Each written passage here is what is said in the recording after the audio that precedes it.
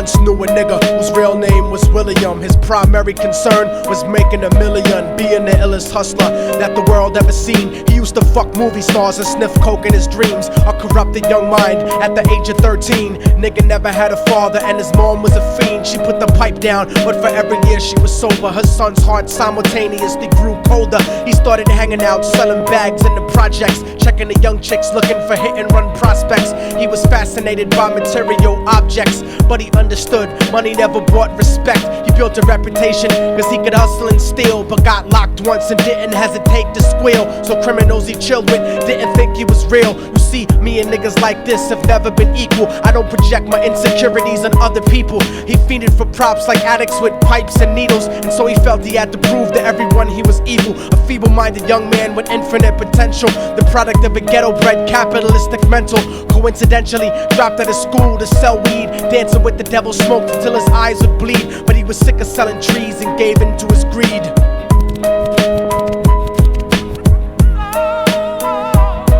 Everyone tryna be trife, never face the consequences. You probably only did a month for minor offenses. Ask a nigga doing life if he had another chance. But then again, there's always the wicked that knew in advance. Dance forever with the devil on a cold cell block. But that's what happens when you rape, murder, and sell rock. Devils used to be gods, angels that fell from the top. There's no diversity because we're burning in the melting pot.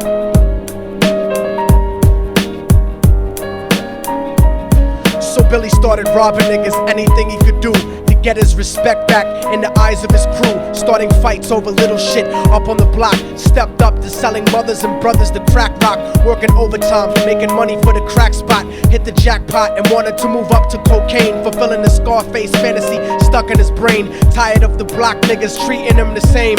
He wanted to be major like the cutthroats and the thugs. But when he tried to step to him, niggas showed him no love. They told him any motherfucking coward can sell drugs. Any bitch nigga with a gun can bust slugs. Any nigga with a red shirt can front like a blood. Even Puffy smoked the motherfucker up in the club. But only a real thug can stab someone till they die. Standing in front of them, staring straight into their eyes, Billy realized that these men were well guarded, and they wanted to test him before business started. Suggested raping a bitch to prove he was cold-hearted. So now he had a choice between going back to his life or making money with made men. Up in the sight, his dreams about cars and ice made him agree a hardcore nigga is all he ever wanted to be. And so he met them Friday night at 2:45.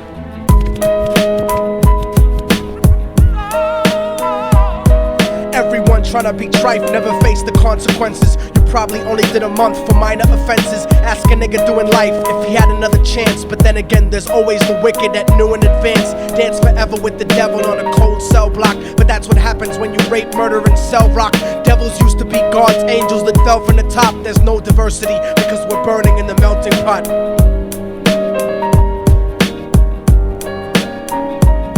They drove around the project slow while it was raining, smoking blunts, drinking and joking for entertainment, until they saw a woman on the street walking alone, 3 in the morning, coming back from work on her way home. And so they quietly got out the car and followed her. Walking through the projects, the darkness swallowed her. They wrapped her shirt around their head and knocked her onto the floor.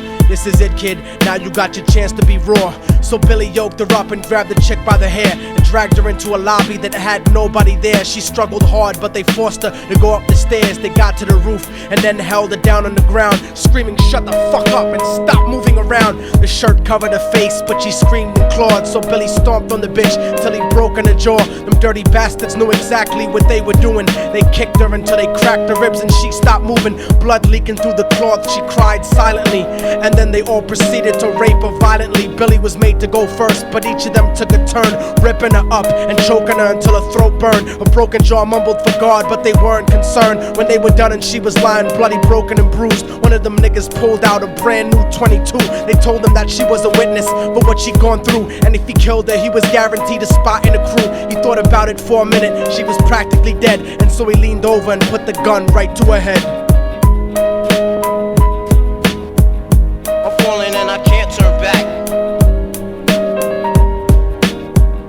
I'm falling and I can't turn back. Right before he pulled the trigger and ended her life, he thought about the cocaine with the platinum and ice, and he felt strong standing along with his new brothers. Cocked the gat to her head and pulled back the shirt cover, but what he saw made him start to cringe and stutter, cause he was staring into the eyes of his own mother. She looked back at him and cried cause he had forsaken her. She cried more painfully, and when they were raping her, his whole world stopped. He couldn't even contemplate. His corruption had successfully changed his fate. And he remembered how his mom used to come home late, working hard for nothing, cause now what was he worth? He turned away from the woman that had once given him birth, and crying out to the sky cause he was lonely and scared. But only the devil responded cause God wasn't there. And right then he knew what it was to be empty and cold, and so he jumped off the roof and died with no soul. They say death takes you to a better place, but I doubt it.